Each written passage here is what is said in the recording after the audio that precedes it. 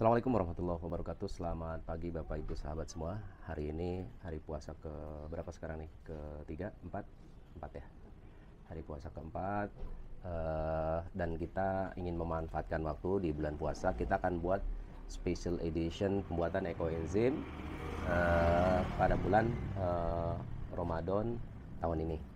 Nah, sebenarnya pembuatan ekoenzim ini udah kali keempat ya saya lakukan. Jadi ini kali keempat kita pembuatan ekoenzim, dan ekoenzim itu salah satu produk organik ya yang kita buat dari bahan-bahan organik juga dan memiliki sejuta manfaat. Salah satunya ekoenzim adalah antibakterial ya. Dia bisa berfungsi untuk kebersihan, untuk mandi, sampo, ngepel, sabun cuci, cuci piring ya, sebagai campuran. Juga berfungsi sebagai, kalau di dunia pertanian dia juga bisa berlaku sebagai pengendali hama atau pestisida organik ya. Nah, pembuatan ekoenzim ini sangat simpel, cuman harus sabar karena untuk jadi ekoenzim itu yang seperti ini ya. Ini udah jadi umurnya 4 bulan. Ini udah siap dipanen. Sebagian udah kita panen ya. Tadinya segini, jadi karena ada temen yang minta untuk aktivitas di rumah, dia minta kita kasih. Jadi ini udah dipanen. Hari ini akan kita panen juga. Udah kita siapin botol-botolnya. Ini salah satu produk yang udah jadi. Bisa kita gunakan nih sebagai hand sanitizer kayak gini. Oh, aromanya segar ya. Nah, begini. Nah, ini antibakterial. Jadi juga ini bisa buat aneka ragam keperluan ya, seperti campuran sampo, sabun mandi. Jadi kalau kita mandi itu pakai sabun biasa atau sampo biasa, kita tuangkan ini, itu otomatis akan mengurangi secara sifat alaminya, mengurangi busa. Dan konon dengan dicampurnya ekoenzim dengan sabun atau sampo itu, dia mampu mengurai unsur-unsur kimia yang susah diurai di alam ya. Jadi ini membantu mengurai. Gitulah sejuta manfaat ekoenzim. Ekoenzim kalau kita spray kayak gini ya, ke kulit juga halus loh. Ibu Mila pernah tertipu dia, karena anak saya salah satu tangannya tuh kita oles ekoenzim gitu. Terus saya minta Ibu Mila untuk meraba mana yang pakai ekoenzim, mana yang enggak. Terus yang lengket dia bilang ini pakai ekoenzim, yang halus tidak. Ketipu ya. Oke, kita lihat bahannya apa aja untuk pembuatan ekoenzim itu. Yang pertama, bahan utamanya itu ini, nanas ya. Kita ada 4 biji, nanti kita lihat karena sebagian mau kita pakai untuk berbuka puasa juga. Sebenarnya kita manfaatkan tuh kulitnya ya. Jadi kulit nanasnya, jadi limbah sebenarnya kulit nanas ini, nanti hasil kupasannya kita gunakan untuk kita fermentasi untuk jadi ekoenzim. Ini bahan utamanya ekoenzim, jadi buah nanas. Jadi kandungan di nanas itu apa bukan dengan Ibu? Bromelin. Bromelinnya itu di samping dia ngebantu mengurai proses fermentasi, juga dia bermanfaat sebagai bahan utama pembuatan ekoenzim. Yang kedua, ini ada macam-macam ya. Jadi kalau secara teori minimal ada 5 jenis buah ya. Ini ada jeruk. Jeruknya kita ambil di kulkas, tapi nanti kita habis buka puasa biasanya makan jeruk. Kulit-kulitnya akan kita masukkan ke sini ya, ke tempat fermentasinya. Ini jeruk kita panen sendiri, yang ini jeruk apa namanya Bu? Jeruk purut. Ya, ini jeruk purut kita panen sendiri. Ini juga kita panen sendiri. Ini beda jenis jeruk apa nih? Sama. Beda dong. Oh, ini purut. Yang ini limo. Ini limau. Terus ada tomat ya, ada paprika, pokoknya apa aja yang ada di dapur nih. Terus ini juga ada Asam. asam jawa ya. Asam jawa kita tambahkan aja. Pasti dia mengandung gula, juga mengandung ya asam-asam gitulah. Saya kasih ini juga ya, bawang putih. Ini unsur ini juga nih, Antiseptik. antiseptik. Bawang merah. Bawang merah tuh kalau di dunia pertanian ini mengandung apa nih Bu? Sitokinin, Giberelin. gibberellin, sitokinin, dan Auksin. auksin. Jadi zat perangsang tumbuh, sama seperti tomat. Tomat juga merupakan salah satu unsur sumber yang memiliki unsur pertumbuhan, mempercepat pertumbuhan tanaman. Saya kasih juga ini lengkuas untuk memenuhi unsur rempah-rempahnya supaya lebih jos gitu. Harus ada jahe nih, jahenya nggak ada. Jadi udah cukup 5 jenis, ada tomat, ada paprika, ada jeruk, ada nih jahe, ada bawang putih, bawang merah, dan tidak ketinggalan nih. Ini yang paling membuat ekoenzim itu aromanya harum ya. Jadi di samping ekoenzim itu asam tinggi ya, asam tinggi berasal dari buah-buahan, nanas utamanya, jeruk, dan kita kasih daun pandan nih. Aromanya tuh kalau kita udah jadi, kita spray tuh kayak rasa makanan ya Bu ya. Aromanya aroma makanan yang berasal dari pandan. Nah gitu, ini bahan-bahannya. Oke, kita mulai ya satu-satu. Kita dari bahan utama dulu, nanas kita kupas.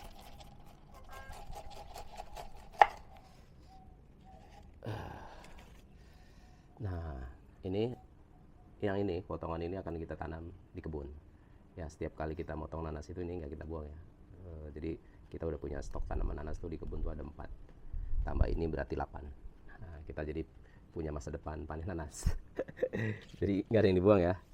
Nah ini karena prinsipnya yang kita manfaatkan kulitnya, jadi dalamnya itu kita akan panen ya, kita akan makan untuk berbuka puasa.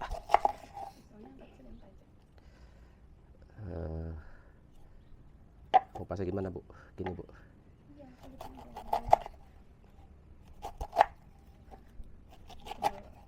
Wah, udah ada yang busuk.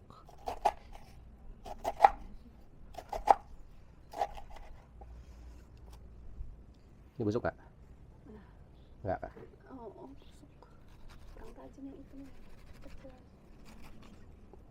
Nah, ini buat ekoenzim. Nah ini, bu mangkoknya bu. Berair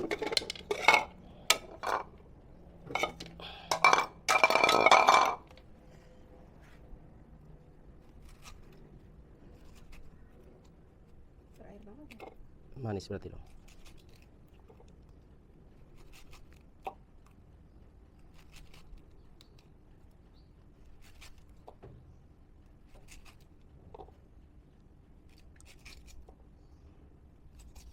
Nah ini kita gunakan ampasnya untuk pembuatan ekoenzim. Kita langsung aja kali masukin ya.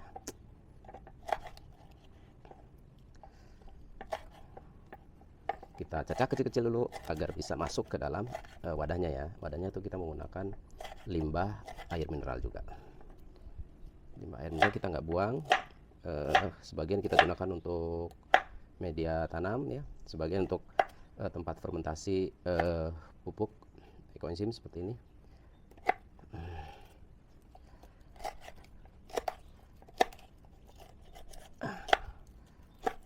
Wah ini segar sekali.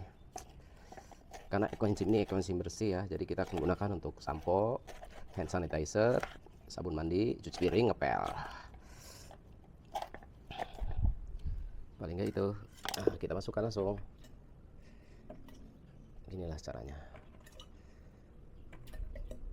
Jadi komposisinya material itu 10 bagian air, 3 bagian buah, 1 bagian gula. Gitu ya rumusnya. Cuman karena saya udah biasa bikin, jadi udah pakai kira-kira saja perkiraan, tapi teorinya begitu. 10 bagian air, 10 bagian aneka buah-buahan atau kulitnya. Dalam hal ini saya menggunakan kulit nanas ya. Kulit nanas dan beberapa jenis buah. Nah gitu saudara-saudara. Ini harum sekali. Terus korbannya kita potong satu lagi. Masih ada beberapa ya. Nanas sudah. Ini biar cepat videonya aja, kita kasih buah-buah lainnya ya. Cukup segini-gini aja. Tomato.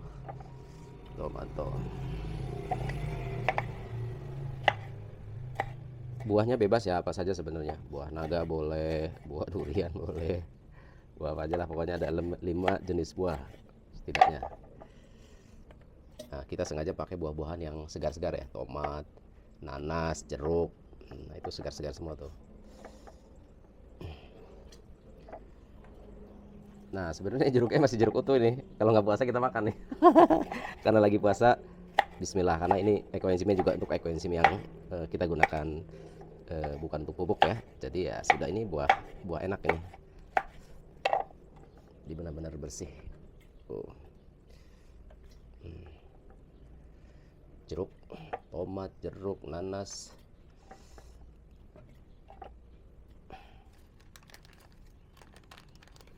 Kita kasih jeruk apa namanya ini bu? Enggak. Limau ini juga untuk memperkuat.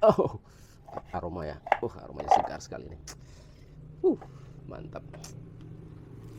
Ini jeruk peras. Itu jeruk limau. Yang tadi Jeruk purut. Kebalik ya, ini purut tadi. Yang banyak airnya limau. Itu. ini limau. Ya. Yang bulat. Yang agak lonjong purut. Nah kebayang kan asupan buah-buahnya ini buah-buah segar. paprika. pedas tidak suka paprika. Nggak apa-apa. Yang dulu cabai malah. Itu tuh cabai. Cabai rawit. Paprikanya juga panen sendiri nih ya. Paprikanya panen sendiri. Nah ini apa Bu? Lengkuas. Lengkuas. Ya, kita Laos. cacah-cacah ya biar kita cacah-cacah.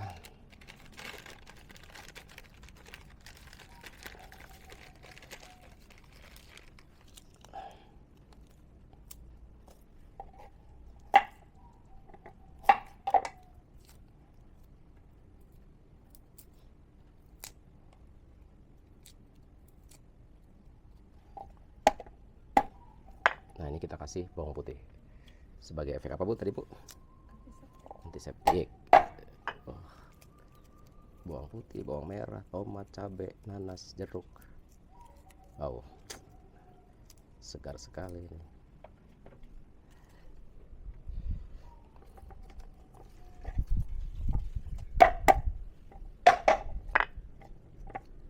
Kita masukkan beserta kulitnya.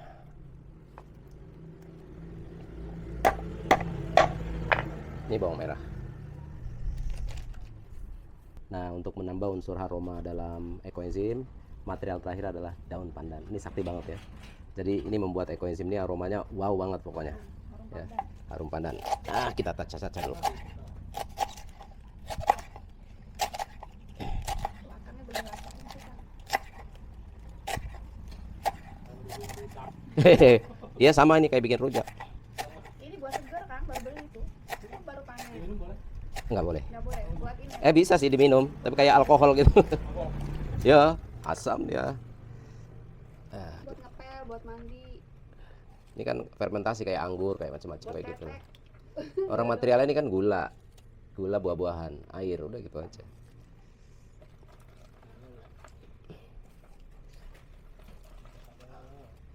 Nah si Akang tuh paling bagus tuh dia sayur-sayuran bekasnya dibikin pupuk, bikin krokober. Nah, dah. Inilah ekoenzim ala Mukteli spesial Ramadan yang ingin membuat ekoenzim dengan aroma pandan. Inilah. Jadi Orang lain bikin kolak Ramadan, kolak rasa pandan. Nah. Kita bikin ekoenzim rasa pandan. Nah, jadi kalau kolak aja dikasih daun pandan, ininya rasanya wow ya. Ini sama ekoenzim kalau kita kasih daun pandan juga begitu. Dah? Oke. Dadah.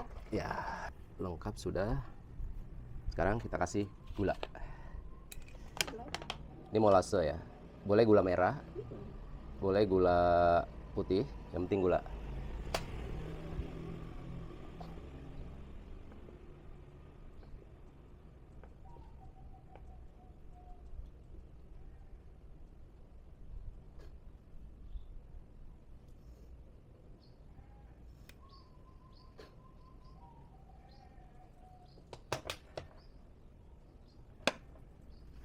Nah, setelah gula ya, nanti kita akan tutup seperti ini. Nah, kita karena ini fermentasinya fermentasi anaerob ya.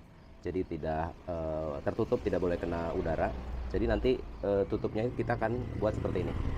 Nah, jadi aliran udaranya, gasnya akan keluar di botol kecil ini. Ini selangnya harus terendam di dalam air. Sementara selang satunya di atas material ya, air. Jadi udara akan keluar ke sini sehingga kita nggak usah buka tutup begitu. Nah, demikian ya. Jadi proses pembuatan ekoenzim edisi Ramadan. Dan ini material buahnya tadi sekedar contoh aja biar cepat. Material buahnya akan kita tambah karena teori tadi 10, 3, 1, 1 bagian gula, 3 bagian buah-buahan. Ya nanti kita masukkan material-material yang lainnya. Gitu ya. Nanti sore juga kita berbuka puasa, kulitnya akan kita masukkan ke sini. Demikian pembuatan ekoenzim edisi bulan Ramadan. Mudah-mudahan menambah alternatif kegiatan Bapak Ibu di rumah yang punya waktu luang di samping sembari menunggu masa berbuka puasa. Salam hijau royo royo. Assalamualaikum warahmatullahi wabarakatuh.